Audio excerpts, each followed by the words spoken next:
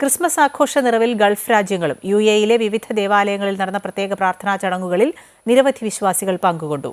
വിവിധ സംഘടനകളും സൗഹൃദ കൂട്ടായ്മകളും ക്രിസ്മസ് ആഘോഷ പരിപാടികൾ സംഘടിപ്പിച്ചു.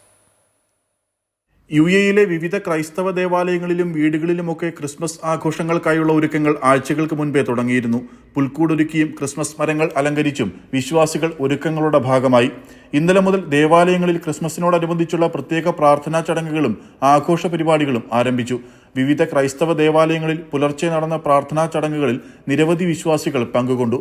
ദുബായ് CSI മലയാളം ഇടവക പള്ളിയിലെ ചടങ്ങുകൾക്ക് വികാരി റവറൻ രാജു ജേക്കബ് നേതൃത്വം നൽകി. ദുബായ് സെന്റ് തോമസ് ഓർത്തഡോക്സ് കത്തീഡ്രലിൽ പ്രാർത്ഥനാ ചടങ്ങുകൾക്ക് UK, യൂറോപ്പ്, ആഫ്രിക്ക ഭദ്രാസനാധിപൻ ഡോക്ടർ എബ്രഹാം മാർ സ്റ്റെഫാനോസ് മെത്രാപ്പോലിത്ത കാർമ്മികത്വം വഹിച്ചു. വികാരി ഫാദർ ബിനീഷ് ബാബു, സഹവികാരി ഫാദർ ജാക്സൺ M. ജോൺ എന്നിവർ സഹകാർമ്മികത്വം വഹിച്ചു.